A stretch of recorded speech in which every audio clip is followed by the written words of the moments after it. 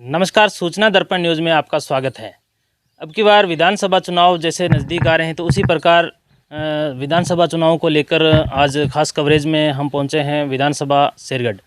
तो यहां से प्रबल दावेदार के रूप में दावेदारी जताई है भारतीय जनता पार्टी से श्रीमान सवाई सिंह जी इंदा ने।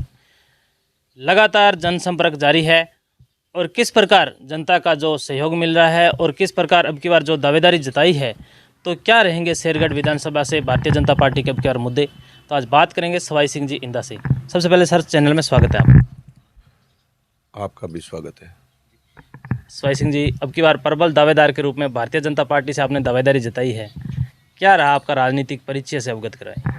मैं बाल्यकाल से ही जब से मैंने हायर सेकेंडरी पास की उसके बाद में आगे की पढ़ाई भी जारी रखी और राजनीतिक जीवन में प्रवेश कर लिया और उसके बाद करीब 30 साल से मैं प्रयासरत हूँ। केशव जी राठौड़ यहाँ पहले विधायक हुआ करते थे और लंबे समय तक वो मंत्री भी रहे और हमने हमारे यहाँ से पहले भी स्वर्गीय पाटोदी ठाकर वो भी यहाँ विधायक रहे हैं, वो भी कांग्रेस के खिलाफ जीते थे। फिर है जो रतन कंवर जी स्वर्गीय आइज साहब सुल्तान सिंह जी की वाइफ थी, वो भी यहाँ से जीते।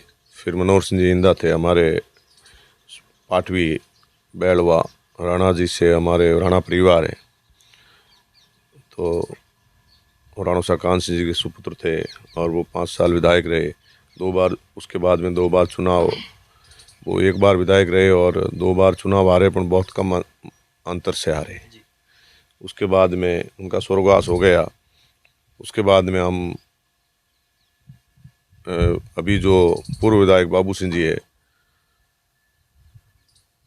इनको हमने तैयार किया और पूरी टीम ने मिल के केशव जी को चुनाव हराया।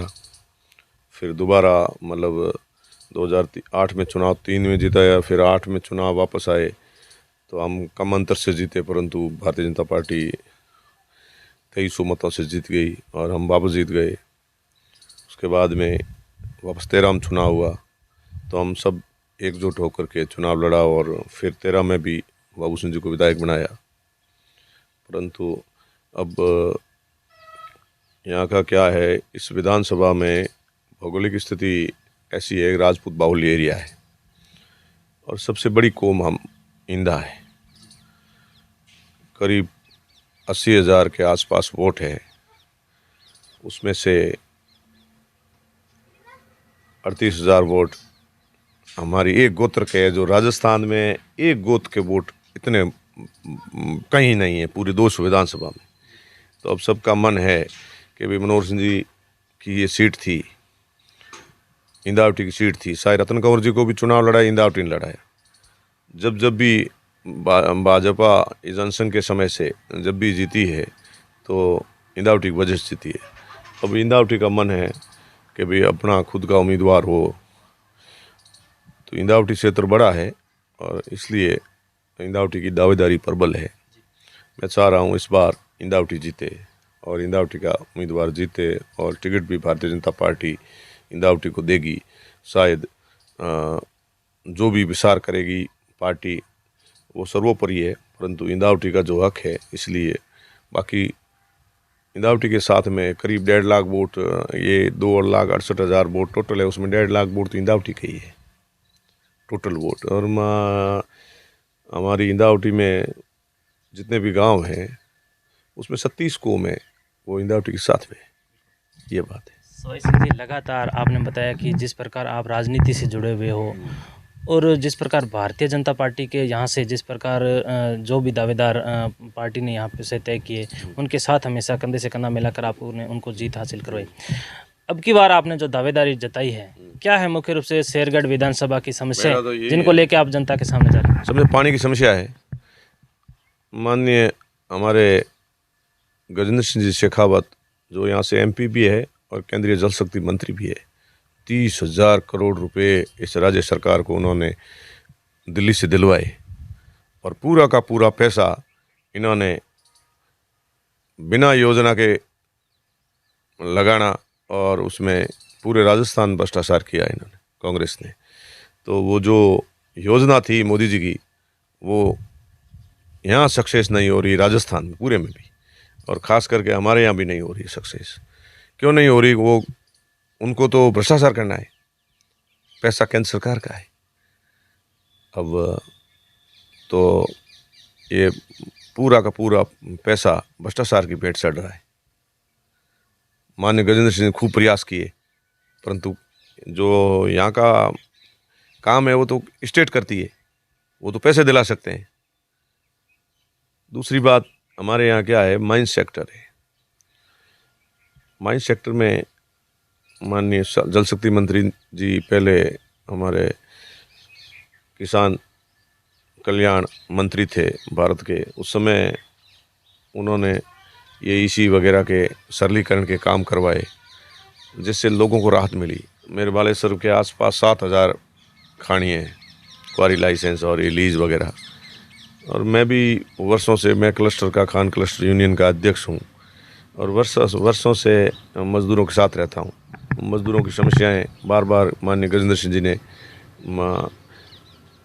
सॉल्व करने की कोशिश की और की भी है, और उनकी वजह से ही आज ये बालेश्वर का माइन सेक्टर है जो वापस सही रहा है और चल रहा है। नहीं तो कभी का बंद हो जाता अगर माननीय गजेंद्र सिंह जी के प्रयास नहीं होते। और ये एनजीटी वगैरह के जितने भी काम जहाँ भी पड़े उन्होंने बहुत मदद की। और सबका मन है माइन सेक्टर में, जितने में लाखों लोग काम करते हैं, बाहर से भी आते हैं, हमारी विधानसभा से आसपास से बाहर से आते हैं, पोखरण विधानसभा से यहाँ मजदूरी करने के लिए आते हैं, शिव से आते हैं, इधर पड़ता है पचपदरा विधानसभा बाड़मेर जिले का, वहाँ से आते हैं, बायतू से आते हैं, उस यहाँ से फलोदी, वहाँ सबसे यहाँ मजदूर और वो कारीगर है हमारी खानियों के अंदर आते हैं। तो ये है जो मेरा यह है कि कम से कम यहाँ इंद्रावती क्षेत्र को विकसित करें, और भारतीय जनता पार्टी अगर टिकट देती है तो ये जो माइंस सेक्टर में जितनी भी हमारे को प्रॉब्लम आ रही है, जो भी उसको सॉल्व करें। आप लगातार जनसंपर्क में जारी हैं, लोग आपने आप जो समस्याएं भी बता रहे होंगे काफ़ी, किस प्रकार से जो लोगों को अब की बार जैसे क्योंकि सरकार ने तो महंगाई राहत कैंप को लेके और अन्य योजनाओं से जो लाभान्वित किया है, तो भाजपा इसको किस नज़र से देखती है या स्वास्थ्य या कुछ नहीं है। महंगाई राहत कैंप तो एक ढकोसला है। अभी भी मेरे यहाँ, अभी आप बैठे हैं, अभी लोग आए थे, ये बिजली के बिल लेके आए थे ना, तो ये कह रहे हैं हम 100 यूनिट फ्री करेंगे, 200 यूनिट फ्री करेंगे, बिल आ रहा 10,000 का, ना तो 100 यूनिट फ्री है ना कोई 200 यूनिट फ्री है। बिल्कुल इनको 5-7 महीने पीछे अशोक गहलोत ने ऐसे सोचा कि भाई ये जो लोग हैं जो गर्मी के अंदर पानी के लिए दूसरी बातों के लिए हाउ नहीं करे, ठीक है ना, उसके लिए इनको, और ये जो किट वगैरह बढ़ाएं, तो किट में घटिया किस्म की सामग्री उसमें डाली है, और इसमें भी बहुत बड़ा भ्रष्टाचार है। इसमें भी ये 5 रुपये की पुड़ी है तो वो इन्होंने 25 रुपये में खरीदी होंगी, जो भी, ठीक है ना। और लोगों को दिखाने के लिए करना था तो पहले 5 साल पहले करते ना। आप आए हो, आप राज किया है, 4.5 साल तो आपने कुछ किया ही नहीं, और 3 महीने में आप है जो वो ऊपर जनता को ऊपर उठा दो, कैसे उठाओगे? ये पूरा का पूरा ये तो बिल्कुल लोगों को दिखाने के लिए है, ना तो महंगाई राहत कैंप में कुछ है और ना ही इस बिजली के मतलब बिलों वगैरह में कुछ नहीं है। ये डीजल और पेट्रोल पूरे राजस्थान के अंदर, पूरे भारत से ज़्यादा वेट है राजस्थान में। इसमें डीजल 94 रुपये 94 आज डीजल की रेट है, उसमें 40 रुपये तो स्टेट का टैक्स है, और सब ये मिली भगत है प्राइवेट कंपनियों से, एसआर हो, उनसाई रिलायंस हो, उनसाई कोई हो, उससे मैं तो ये खुला कहता हूँ। बाकी क्योंकि उनका तेल बेचना है उनको, फिर ये उनको पहुँचाता नहीं है, इसलिए ये क्या करते हैं कि इसका वेट घटाते नहीं, और उनसे अंदर के अंदर कोई बातचीत है। बाकी पंजाब में सस्ता है, गुजरात में सस्ता है, हरियाणा में सस्ता है, जो बॉर्डर की है। और मेन महंगाई भी इसी लाइट, और एक तो कारखाने से लाइट चलते हैं बिजली से, और दूसरे चलते हैं तो ये इससे डीजल से चलते हैं या पेट्रोल से, जो भी है। तो इसको अगर आपको राहत ही देनी है तो सीधा आप वेट कम करो। नहीं, वेट कम करते ही डीजल की रेट कम हो जाएगी। गुजरात से अगर बाजरी की गाड़ी आ रही है और यहाँ वो बाजरी 2300 रुपये में बिक रही है, डीजल सस्ता होते वो 2000 हो जाएगा उसका। तो अगली बार जिस प्रकार अगर बात करें विधानसभा शेरगढ़ से भारतीय जनता पार्टी के क्या रहेंगी योजनाएं या घोषणाएं? अब वो पार्टी तय करेगी, पार्टी का घोषणा पत्र जारी होगा और पार्टी सुशासन के लिए सब कुछ करेगी। पहले भी पार्टी ने सुशासन दिया है। आज डबल इंजन की सरकार अगर बनेगी यहाँ पे तो काम होंगे लोगों के। मोदी जी ने क्या क्या नहीं किया। धारा 370 एक फट से हटा दी, जो किसी ने सपने में भी नहीं देखा कि धारा 370 भी हटेगी।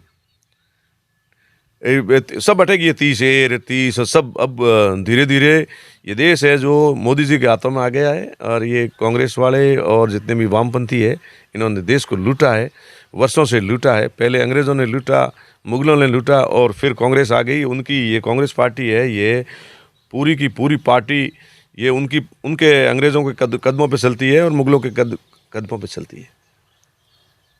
अब की बार क्या है आपका जिस प्रकार विधानसभा शेरगढ़ की जनता को संदेश क्या है?